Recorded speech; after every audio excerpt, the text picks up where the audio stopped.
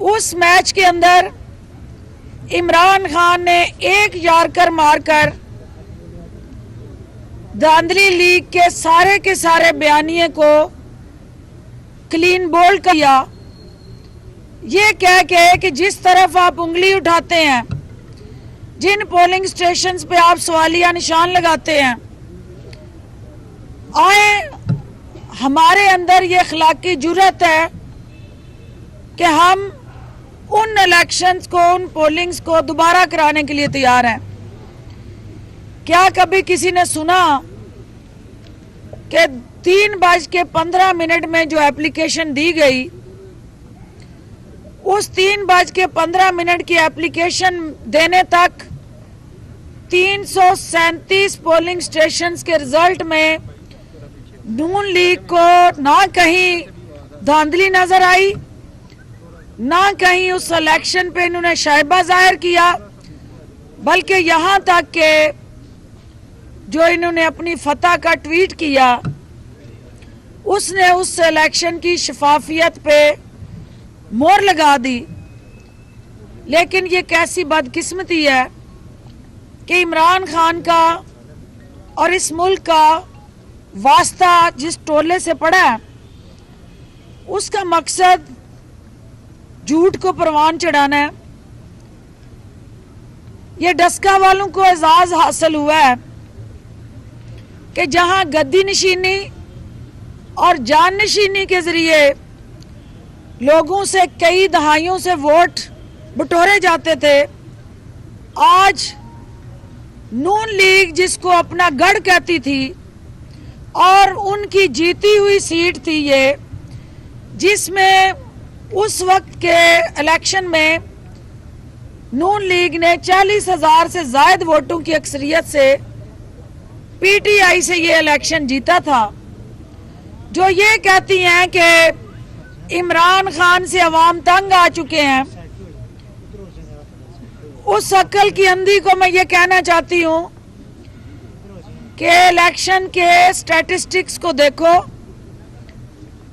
आज अगर डस्का में तुम्हारी तमाम तर हथकंडों के बावजूद पीटीआई के वर्कर्स को हरासा करने से लेके नोटों की बोरियां घर घर बांटने तक पीटीआई नेक टू नेक तुम्हारा मुकाबला करके उस हलके से जीती है, तो ये इस बात की अक्कासी करता है कि अवाम ने वजीर आजम इमरान खान को अपना मसीहा जो चुना हुआ है उसकी जात पद कर रहे हैं, और जिन्होंने तुम्हें वोट दिए थे वो तुमसे लातल्की करके पीटीआई को वोट दे रहे हैं। जिस वजीराबाद में आज इसने फतह का जश्न मनाया, उसी वजीराबाद में पीटीआई जो है वो 31,000 से ज्यादा वोटों से इस सीट पे इलेक्शन हारी थी। आज अगर वो मार्जिन 4-5 हजार तक रह गया और वो भी अगर ये कहती हैं कि पीटीआई ने धांधली की, इंतजामिया ने सहूलतकारी की, तो फिर ये कैसी सहूलतकारी है कि हमने अपने मुखालिफ को जीतने दिया और हमने खुद अपने पांव पे कुल्हाड़ी मार ली। ये सब झूठ, बेबुनियाद और लग़्व किस्म का वो एजेंडा और प्रोपेगेंडा है जिस पे जाली राजकुमारी ने झूठों की अपनी वो एक रियासत बनाई है, जिस पे वो तसव्वुर में हुक्मरानी करती रहती हैं। आज मुझे एक बात और आपके तवस्सुत से कहनी है कि यहाँ एक वीडियो चल रही है और उस वीडियो के अंदर यहाँ ख्वाजा साहब खड़े हैं, अंसारी साहब भी अभी मुझसे मिले थे, बहुत सारे सहाफ़ियों ने मुझे वो वीडियो भेजी भी है और मुझसे पूछा है। मैं उसकी वजाहत करना चाहती हूँ। जिस वक्त इन्होंने पीटीआई के कारकुन को गोलियों से भूना, एक ही घर के 3 भाई जो है वो इनकी उस रवायती गुंडागर्दी का शिकार हुए और इनके जुराइम पेशा अफराद ने इनकी छतरी में जो राना सनाउल्लाह डेथ स्क्वाड बना के सारा दिन डस्के की गलियों में, पोलिंग स्टेशंस में और पोलिंग कैंप्स में दंदनाता रहा, उसने जब भून डाला पीटीआई के उन कारकुनान को, तो उनके जो लवाहकीन थे वो पोस्टमार्टम करवाने के लिए सबसे पहले इस बात पे बजिद थे कि एफआईआर राना सनाउल्लाह के हवाले से दर्ज की जाए, क्योंकि हम उसको नामजद करना चाहते हैं।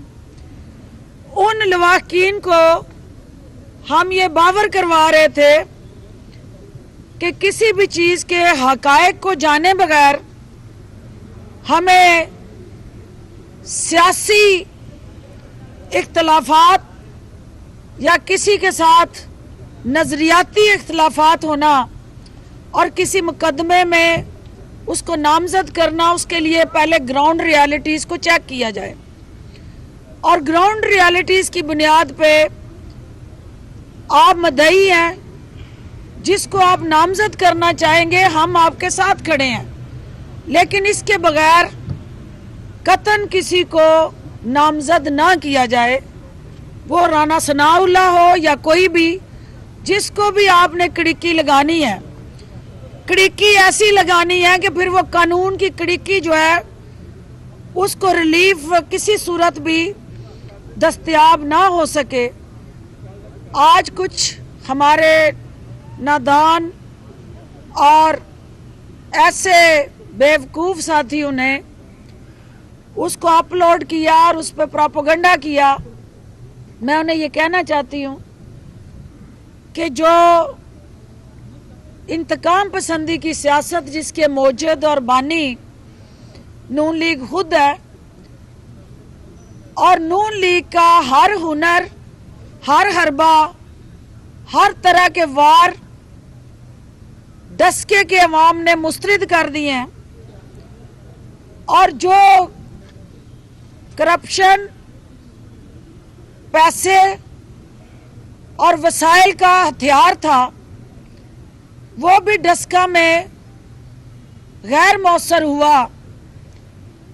तो जहां डस्का के इलेक्शन में नून लीग की नोटों की बोरियां काम नहीं आई, वहां इंशाल्लाह सेनेट के इलेक्शन में भी जिनकी इस्लामाबाद की सीट पे अक्सरियत नहीं है और वो ब्रीफ केस और नोटों के सहारे यूसुफ रजा गिलानी साहब को सेनेटर बनाने के लिए बजीद हैं, उनको डस्का के अवाम ने वाजिया पैगाम दे दिया है। इसके अलावा चूंकि आप भी जानते हैं कि डस्के के अवाम ने इनको दिन में जो तारे दिखा दिए हैं, अब ये लॉन्ग मार्च का सबक भूल गए हैं। कई दिनों से आपको लॉन्ग मार्च की नवीद सुनाई नहीं दी होगी। ये इस बात की अक्कासी करता है कि इन्होंने ये फैसला कर लिया है कि रमज़ान आने वाला है और रमज़ान में तौबा ताइब के दरवाजे खुलते हैं, तो इन्होंने रमज़ान के बाबरकत महीने को कंट्रोवर्शियल बनाने से अपने आप को ग्रेज भी ना सिर्फ कर लिया, बल्कि शायद अवामी ताकत से इनको अंदाज़ा हो गया है कि नकबजनी और चोरी से अवाम को आप मज़ीद ना वर्गला सकते हैं, ना गुमराह कर सकते हैं। और आखिर में आज एक सल्तनत रायवंड के एक वली अहद की भी रिहाई हुई है, और चूंकि मैं मीडिया में सुन रही थी कि सल्तनत रायवंड के वली अहद के आने पे यकीनन मरियम नवाज साहबा के सामने सोग की साफ बिछने वाली है, क्योंकि एक मैच अब मरियम 11 वर्सेस हमजा 11 शुरू होने वाला है। और मरियम 11 जिस तरह से चूरियां खा के नायब सदर के ओहदे से पार्टी पे काबज होके अदाकारी करने का जो टाइम गुजार चुकी हैं, अब उससे बेहतर अदाकार मैदान में आ रहा है।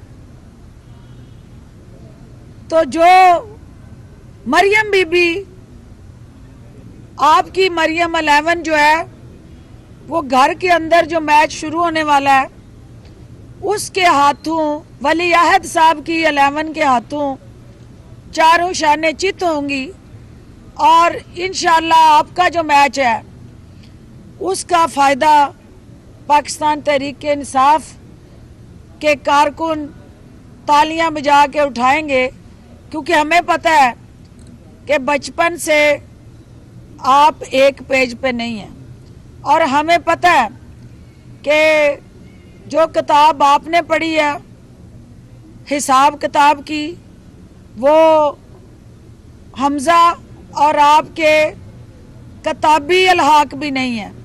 तो लिहाजा जो हार्डशिप ग्राउंड्स पे बेल हुई है, इसका मतलब ये नहीं है कि उनका केस ख़त्म हो गया है या अदालत ने क्लीन चिट दे दी है।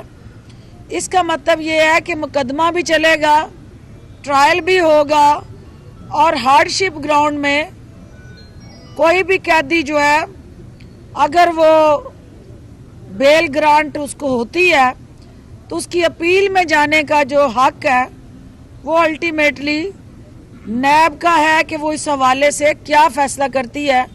हम सिर्फ इस इंटरेस्टिंग मैच को देखेंगे और रोज़ मीडिया के अंदर अब ये वन साइडेड मैच जो नून लीग में चल रहा था, अब ये दो तरफा मैच में तब्दील होगा और इंशाल्लाह पीटीआई जो है वो घर की इस लड़ाई को इंजॉय करते हुए अवाम की अदालत में अपनी परफॉर्मेंस को इम्प्रूव करने के लिए अपनी कोशिश जारी रखेगी।